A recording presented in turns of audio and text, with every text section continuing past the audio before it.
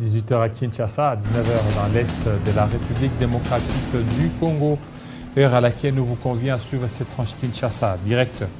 Aujourd'hui, on va parler de cette affaire qui fait couler encre et salive. Affaire Matata Ponyo, un mandat de comparution qui rabaisse la nation. C'est le point de presse tenu par le professeur émérite Raphaël Nyabirungu. Nous allons essayer d'entrer en profondeur avec Émile Hassani qui sera de notre affaire kidnapping. Pourquoi une telle célérité? On a constaté que cette affaire a pris vraiment de l'ascenseur. Christian Emango, juriste, il sera de notre. Voilà ce qui fera la chapon de notre Kinshasa direct. De l'autre côté, nous avons Monsieur Nathan Diamoté pour les grandes lignes. Bienvenue à vous. Merci Jean-David Kilolo. Place à l'actualité, mesdames et messieurs.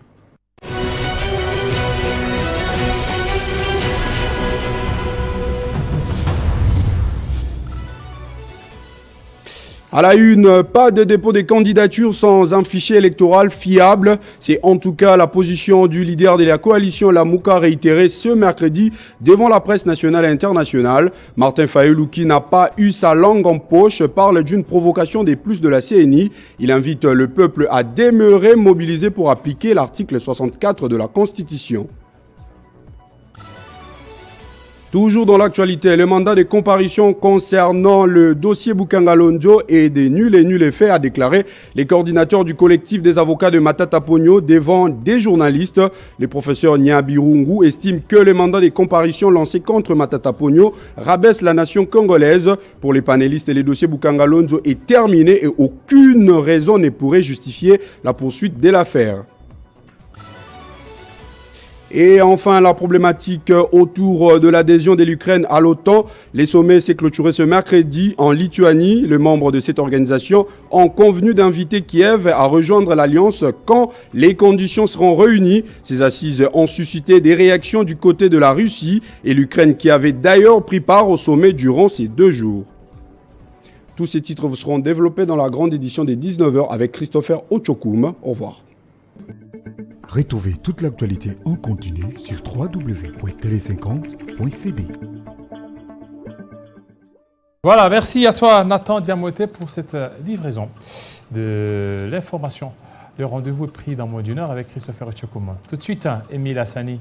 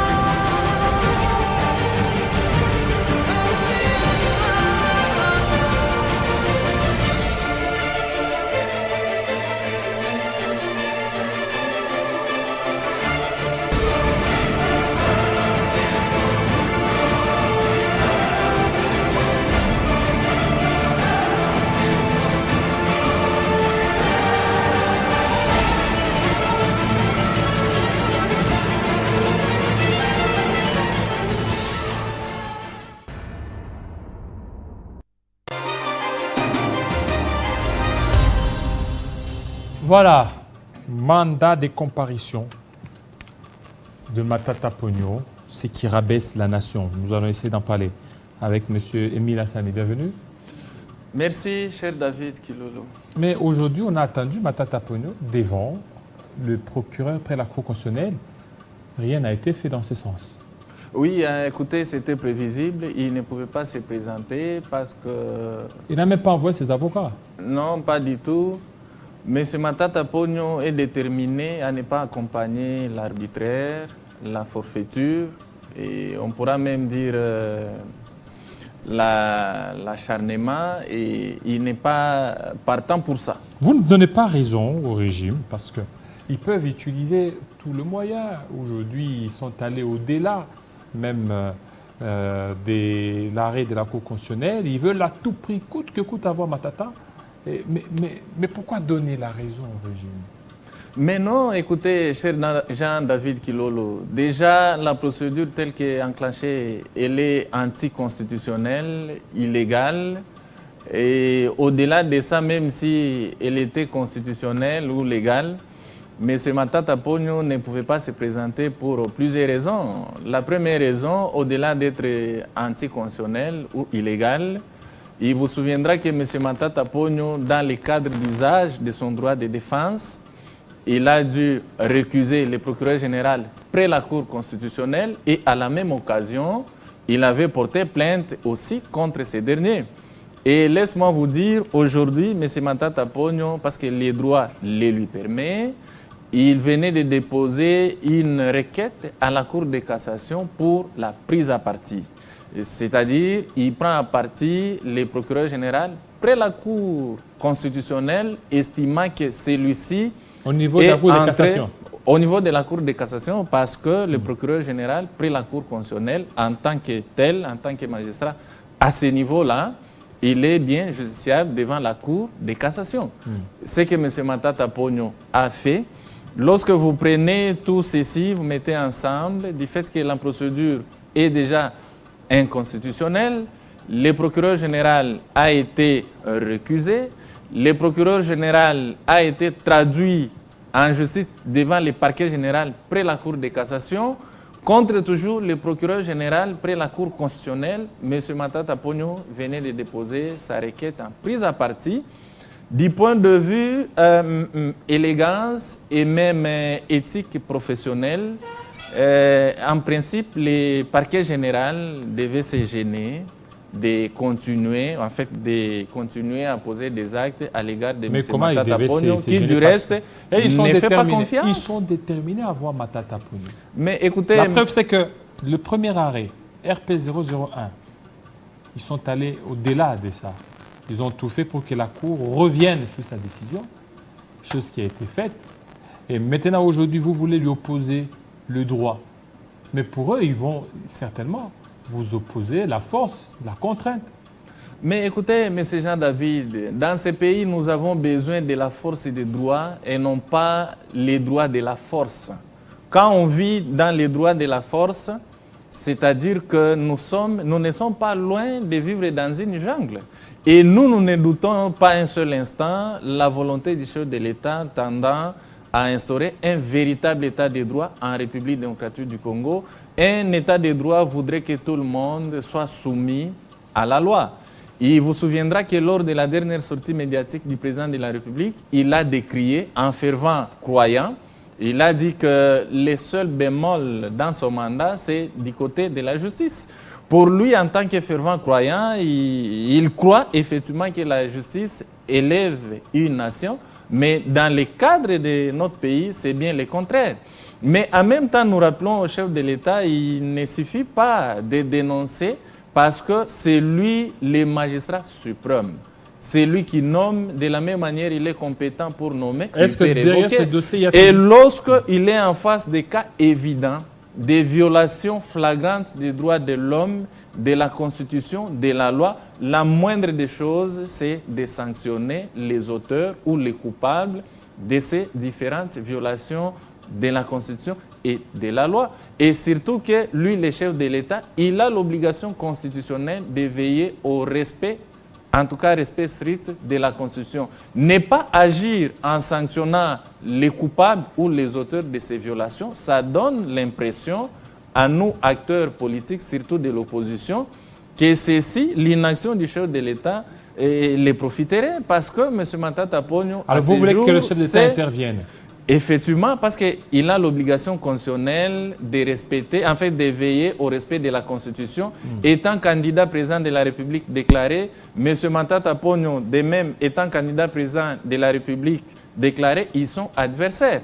Et lorsque, adversaires politiques, et lorsque le président de la République croise les bras, ça donne l'impression à plus d'un Congolais, ou à l'opinion générale, pas qui serait derrière, mais en tout cas, les dividendes de ces violations politiques, de ces violations constitutionnelles lui profiteraient. Oui, mais lui a dit qu'il ne s'est jamais interféré dans les décisions judiciaires et qu'il laisse à ce que la justice fasse son travail. Et pourquoi alors vous lui demandez à ce qu'il intervienne alors que pour lui, il ne veut pas interférer? Mais non, écoutez, M. Jean-David Kilolo, il ne faut pas s'aimer une confusion entre l'interférence et la surveillance. Voyez-vous, le chef de l'État a cette mission constitutionnelle de veiller au strict respect.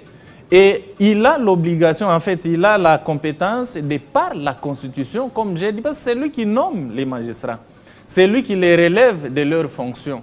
Déjà, le fait de voir un magistrat à un certain niveau, au plus haut niveau, comme au parquet général, près la Cour constitutionnelle, torpiller, marcher, violer la Constitution de façon permanente. Si la Constitution avait un sexe, même les docteurs célèbres Denis Mukwege ne seraient pas en mesure de réparer cette Constitution. La moindre des choses, l'intervention du chef de l'État, c'est de remplacer, par exemple, les auteurs de ces violations intempestives de la Constitution. Il en a fait récemment et il devait les faire aller plus loin. Par exemple, jusqu'à changer les procureurs généraux près de cette Cour constitutionnelle. Le fait pour les chefs de l'État de croiser des bras ne donne pas une bonne impression aussi bien dans le monde académique ou scientifique que dans le monde politique. Donc c'est un dossier politiquement motivé. Voilà. C'est un dossier politico-judiciaire. Le dossier, en réalité, il est politique et judiciaire. Parce que s'il était judiciaire, comme vous le savez, le dossier a été déjà clos du moment où la Cour constitutionnelle avait rendu son arrêt sous RP 0001. Nous sommes le 15 décembre 2021 où la Cour constitutionnelle s'était déclarée incompétente de juger un ancien Premier ministre et un ancien président de la République. Au regard de l'article 168 de la Constitution, les arrêts de la Cour constitutionnelle sont d'application immédiate et s'imposent à tout le monde, y compris aux membres de la Cour constitutionnelle, que ceux du parquet qui lui est rattaché. Vouloir revenir, c'est en tout cas du bricolage, et le bricolage en droit ne passe pas. Vouloir revenir, ce n'est pas fort, c'est en tout cas une sorte de gangsterisme juridique. Et ça, nous ne sommes pas prêts, alors, nous Congolais, à un certain temps, accompagner. On avait tendance à voir que ces dossiers n'existaient presque plus. Et puis du coup, on voit les dossiers encore être remis en éveil. Écoutez, ce qui motive cela, c'est la démarche tendant à écarter à tout prix, même par des procédés anticonstitutionnels, un candidat président de la République déclaré sérieux. Et vous le savez, Matata Ponyo est de ces candidats-là qui, lorsqu'il se présente, c'est pour gagner. Et tout le monde est convaincu de ça. L'homme a un bilan sur ou derrière lui. Et lorsqu'il se présente, c'est un candidat redoutable. Tout le monde sait que c'est un homme de leadership de qualité. C'est un homme de la rigueur dans la gestion financière du pays et c'est l'homme de la bonne gouvernance, le seul Congolais qui soit en mesure de remettre ce pays dans les chemins du développement. Et vous savez, le pays est déjà dans un état de régression. Lorsqu'on compare les régimes du président Tshisekedi et les régimes Kabila, nous dirons que nous avons fait un pas, disons une marche arrière de 10 ans. Ce qui revient à dire, lorsque Matata Ponyo sera proclamé comme président de la République, il va prendre le pays ou il va trouver un pays en retard de plus ou moins 20 ans. Alors, maintenant, aujourd'hui, revenons au dossier Matata Ponyo. Il n'est pas allé se présenter. Alors, c'est quoi la suite? Mais écoutez, il n'y a pas de suite. La suite, c'est que le procureur général, par élégance et par éthique professionnelle, vous savez, c'est un magistrat de carrière, c'est un magistrat invertébré. Déjà, quand on est à ce niveau-là, déjà la loi portant organisation et fonctionnement de la Cour constitutionnelle veut que, à ce niveau, les magistrats qui sont nommés soient expérimentés de 15 ans.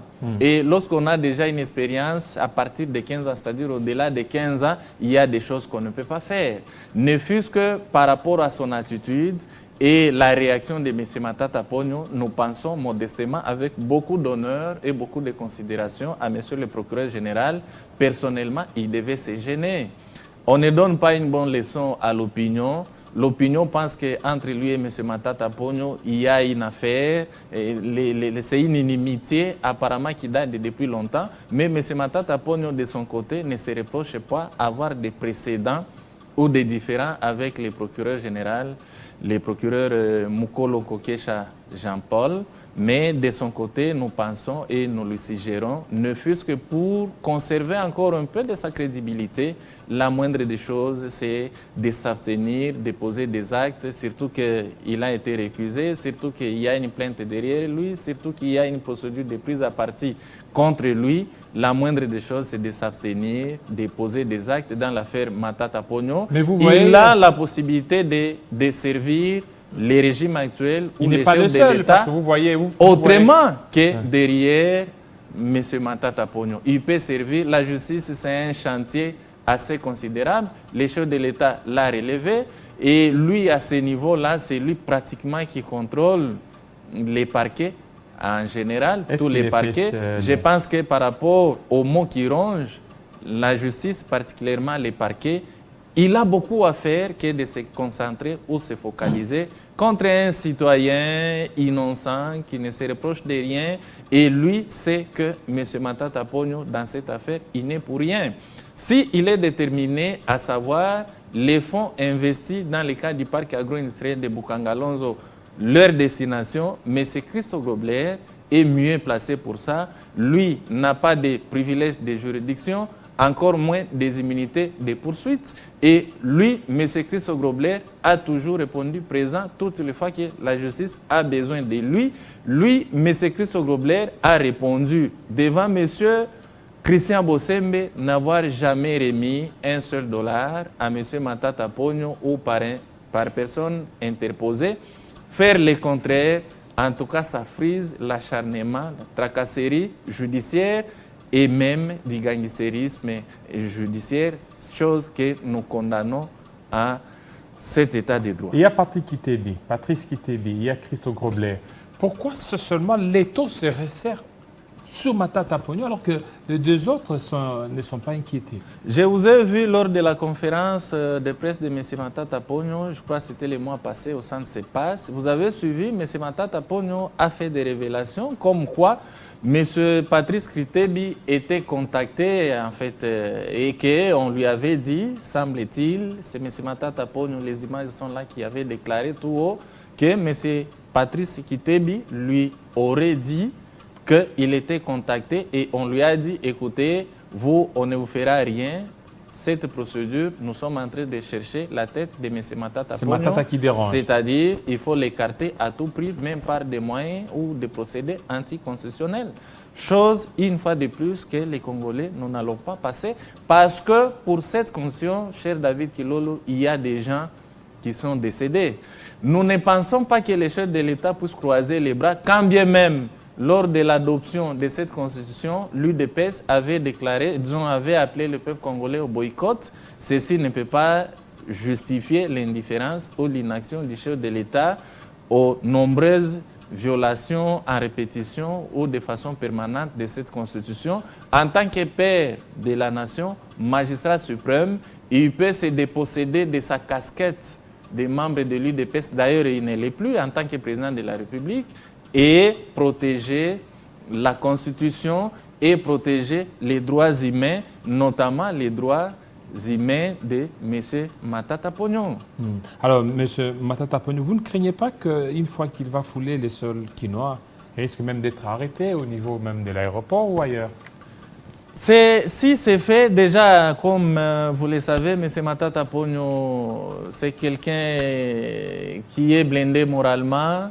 Si c'était n'importe qui, M. Matata Ponyo, jour pour jour, à ce jour, nous totalisons, ou il totalise 2 ans de persécution, de musulmans dans son propre pays. Mais M. Matata Ponyo a toujours tenu, M. Matata Ponyo a toujours affronté la justice. Si tel serait le cas, ça sera de l'arbitraire. Et conformément à l'article 28 de la Constitution, tant soit peu, il pourra opposer une résistance parce que la Constitution demande à tout citoyen congolais de ne pas obéir à un ordre manifestement illégal. S'ils vont aller au-delà, déjà, nous n'envoyons pas une bonne image dans les concerts des nations, disons au niveau international, rien que par l'affaire Matata Ponyo, notre pays est vraiment au rabais.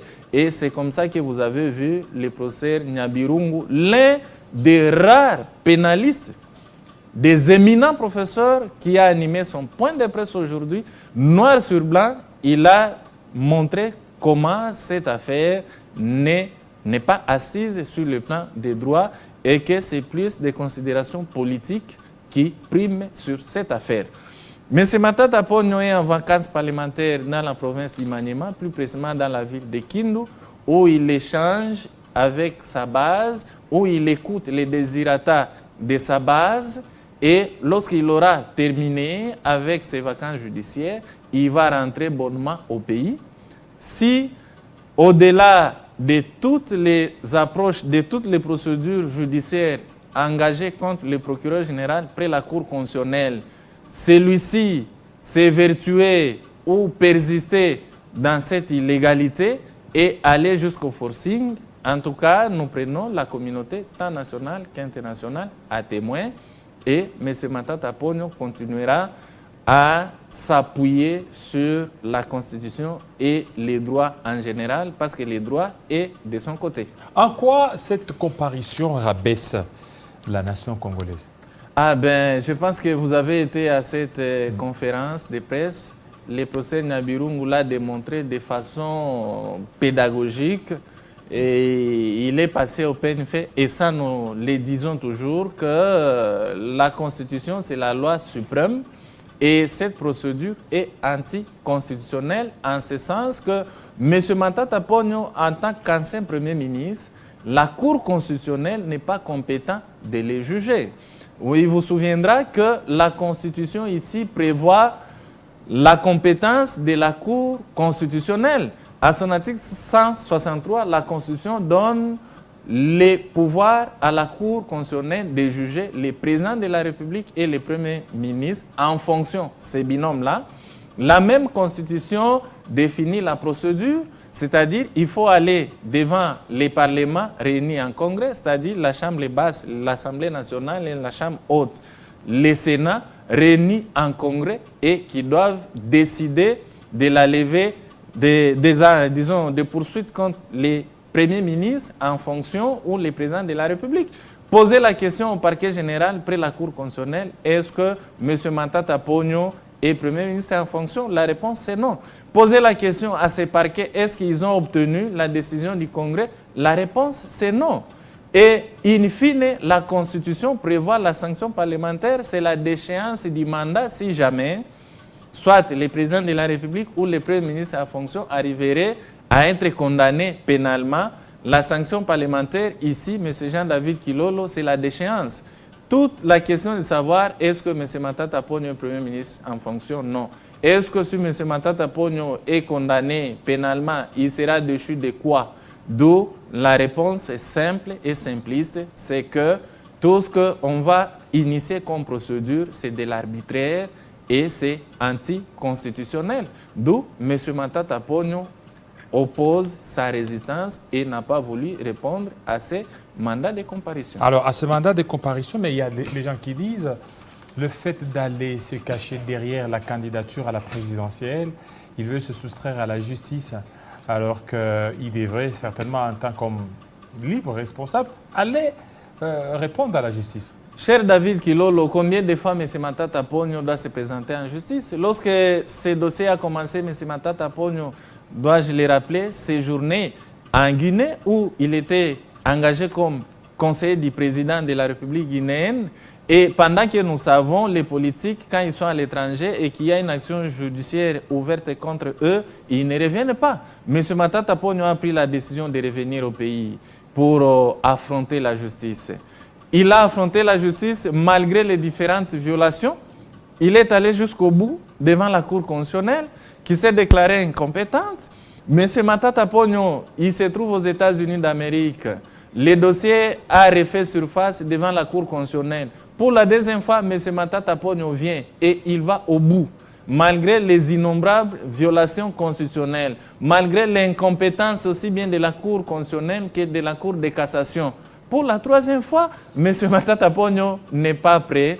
M. Matata Ponyo ne peut pas constituer les bilans de ces régimes. Si les régimes estiment qu'ils auront comme bilan dans les domaines judiciaires, M. Matata Ponyo, je pense que c'est un mauvais calcul. Et c'est pourquoi je lance l'appel pathétique et patriotique à mon président de la République, M. Félix-Antoine Tshisekedi Tshilombo, qui ne se limite pas tout simplement à dénoncer les mal parce qu'il a dit la justice dans notre pays est en train de détruire ça réconforte les pays. Les inquiétudes du président. Ce mandat de comparution, parce que lui, il dit que c'est vraiment un échec sur le plan judiciaire. Oui, c'est ce que je disais, je lance un appel patriotique, un vibrant appel au chef de l'État qui ne se limite pas à dénoncer le fait que la justice est en train de détruire les pays. Il ne doit pas croiser les bras, attendre la disparition du pays. Comme le pays est détruit, du moment où il n'a pas encore disparu, c'est le moment approprié pour les chefs de l'État de poser des actions fortes. Des actions fortes, c'est notamment des sanctions, en sanctionnant vigoureusement ceux des acteurs judiciaires qui ternissent l'image de la nation et l'image de la justice particulièrement. Ces acteurs sont connus, c'est ceux-là qui s'illustrent dans des violations intempestives et permanentes de la Constitution, cher David Kilolo. Alors maintenant vous êtes là, est-ce que vous n'êtes pas déstabilisé politiquement, moralement, surtout le parti, à l'approche du dépôt des candidatures au niveau de la députation nationale et provinciale? Il y a cette histoire de Matata.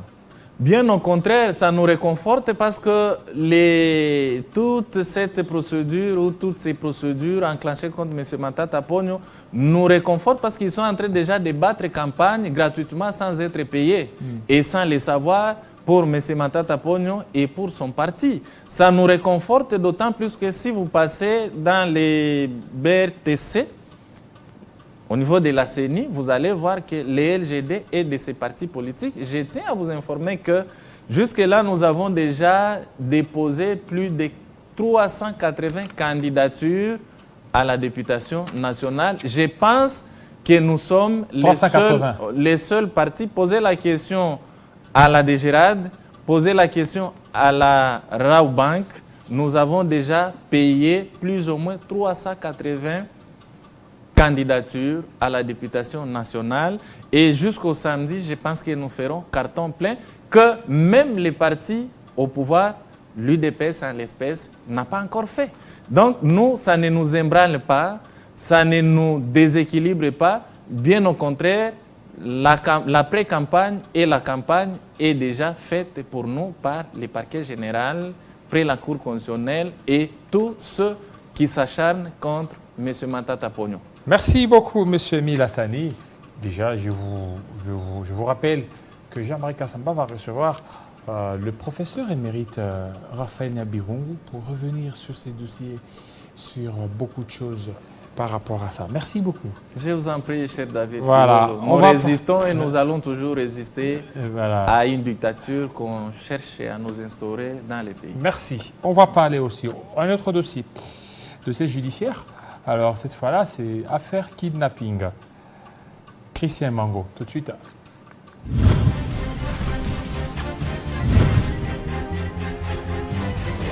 Je pense que s'il y a un bémol à mettre sur mon bilan, je crois que c'est celui-là. Si il m'était demandé de le faire, je ne suis vraiment pas satisfait du bilan, jusqu'ici en tout cas, récolté dans la justice. J'ai beaucoup compté sur le pouvoir parce que je me dis, comme dans la Bible, c'est la justice qui élève une nation.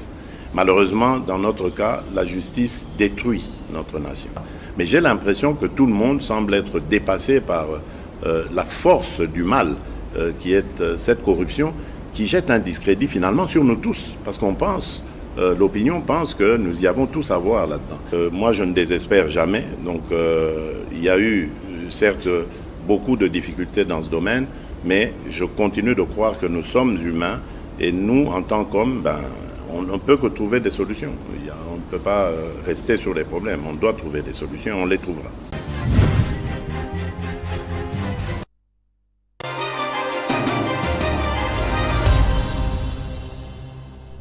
Alors nous allons poser la question, pourquoi une telle célérité dans le dossier kidnapping? On a vu dans quelques temps, même pas 2 semaines, on a condamné les kidnappeurs. Nous allons en parler avec Christian Mango, bienvenue. Merci beaucoup, Jean-David. Voilà, les kidnappings, ce dossier, ça vous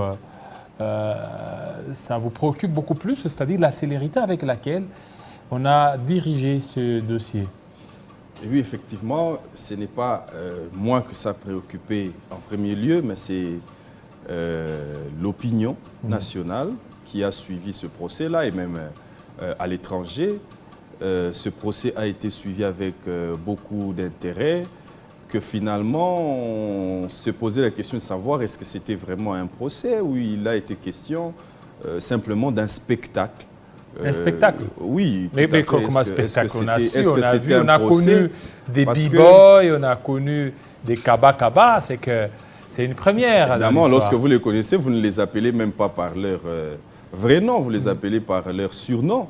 Donc, est-ce que c'était un film? Est-ce que c'était du cinéma? Ou est-ce que c'était un réel procès? Évidemment, nous étions dans un vrai procès.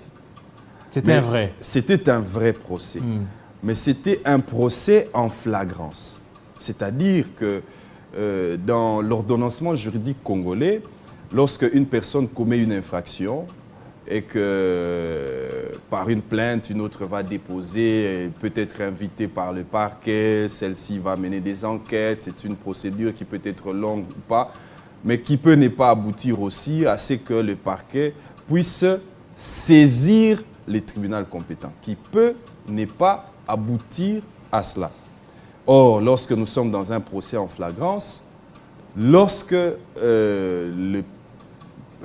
l'auteur présumé de l'infraction la commet, alors il y a d'abord une première des choses qu'il faut protéger, ce sont les preuves. Il ne faut pas que ces preuves-là puissent disparaître, il faut vite les rassembler. Et lorsque on rassemble ces preuves-là, lorsque on se saisit, il peut s'agir de la police judiciaire, il peut s'agir du parquet, il peut s'agir de toute autre personne. Lorsque on se saisit de l'auteur présumé de l'infraction, il faut l'amener soit au parquet, mais dès l'instant que cette personne arrive au parquet, il faut sur le champ, comme le dit l'ordonnance du 24 février 1978 portant répression des infractions flagrantes, comme le dit ce texte-là, qu'il faut sur le champ emmener ces personnes-là devant le juge compétent. Alors, pourquoi on a instauré ces dispositions-là en droit congolais? Justement parce qu'on avait constaté, et vous avez suivi le chef de l'État, c'est un débat politique, on va mettre ça entre parenthèses, mais qui a quand même été déçu de la justice. Notre justice, justement parce qu'il y a des gens qui sont entrés par le parquet, entrés par la grande porte au parquet, mais ils sont sortis par derrière, par quelle magie, personne n'a jamais su expliquer ça. Et c'est pour ça que pour éviter... Mais vous êtes praticien du droit, le ministère public instruit à charge et à décharge. Tout à fait. Effectivement, mais quand ils sont là-bas, il n'est pas dit qu'ils seront certainement condamnés. Pas forcément. Effectivement. Pas forcément, j'en conviens. Mais lorsque c'est patent, vous savez, l'opinion attend à ce que même si la personne va être relaxée, mais qu'on nous donne néanmoins les motifs pour lesquels on a fini par les laisser partir.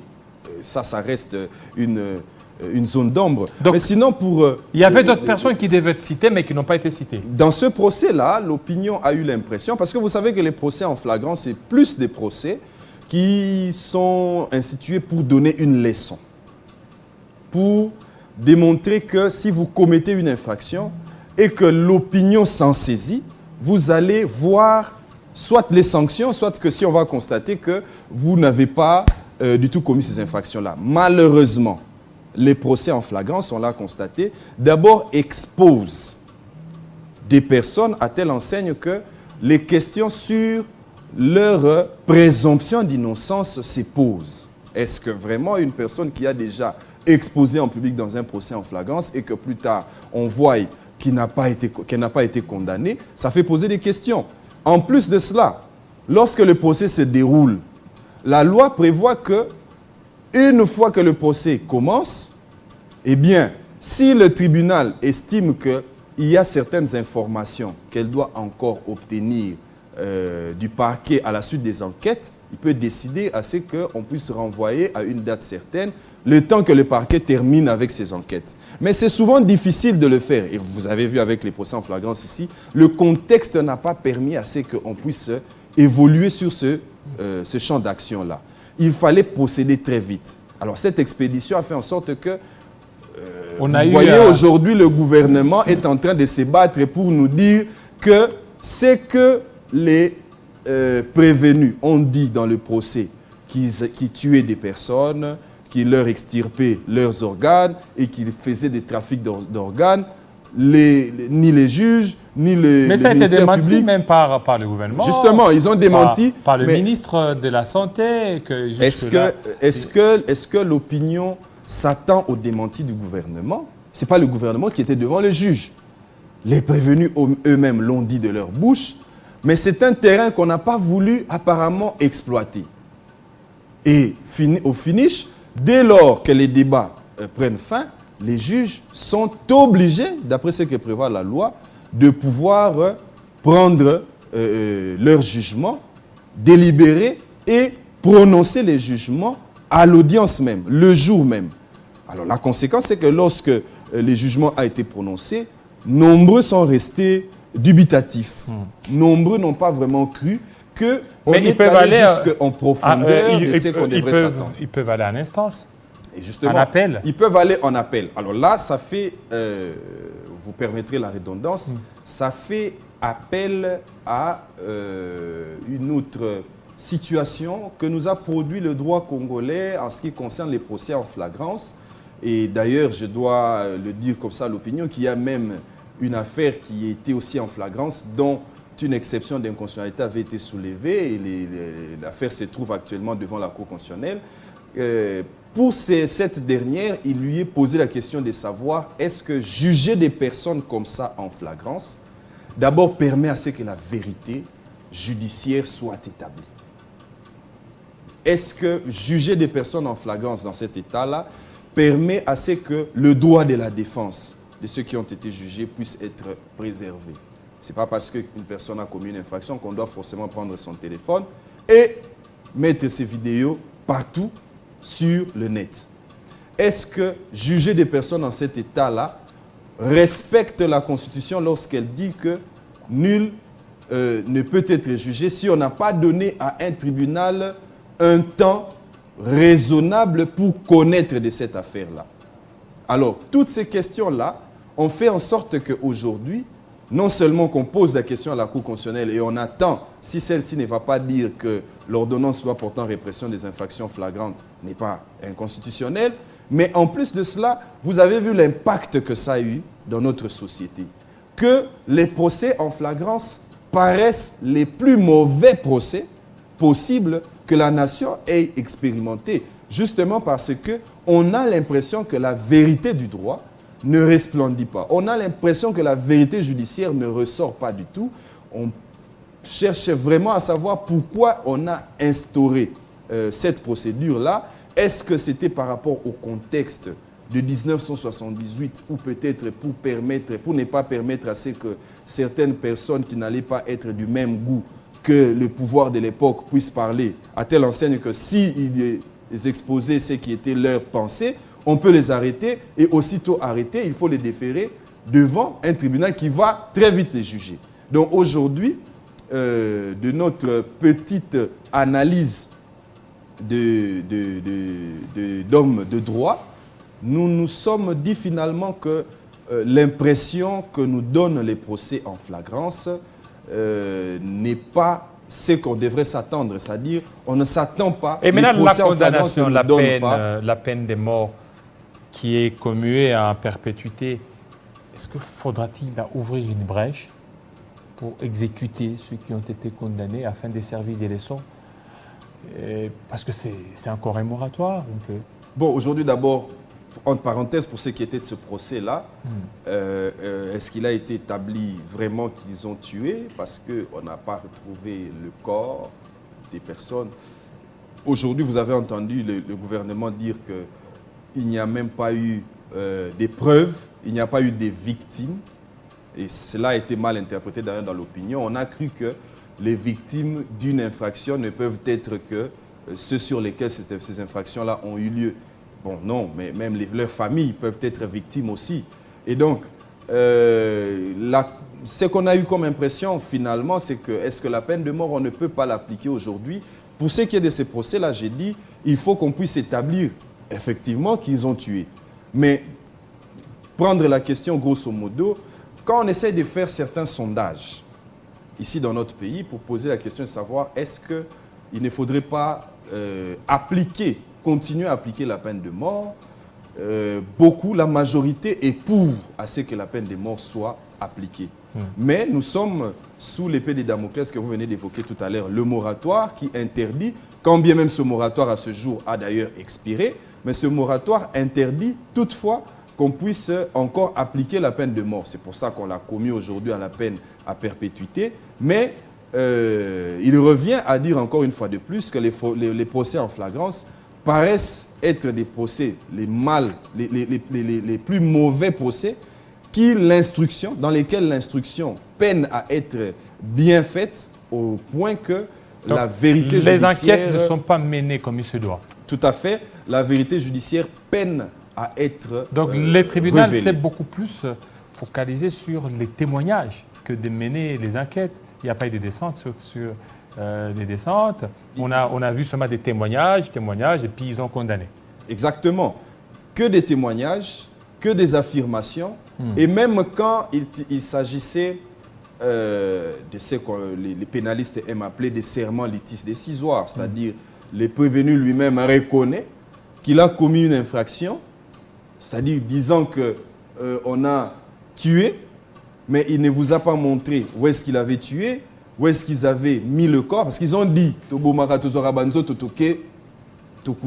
mais où exactement cela a été fait, ça a permis à ce qu'on puisse déceler une certaine psychose au sein de la population quinoise à ce jour.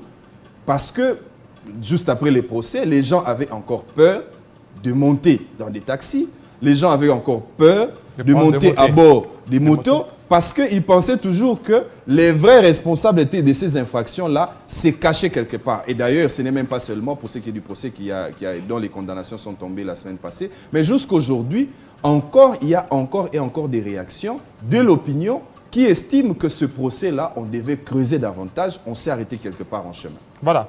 Merci beaucoup, Christian Mango, surtout de votre passage et de vos éclaircissements sur ces dossiers de kidnapping. Restez branchés sur Télé 50 tout à l'heure, la grande édition de Christopher Ochoukoum. Il sera 20h à Lubumbashi et même heure à Kolwezi. Alors 19h ici à Kinshasa, ça sera aussi même heure à la radio 50, radio 50, 96.2 MHz. Là, vous allez suivre encore une autre édition. Restez branchés sur Télé 50. À très bientôt.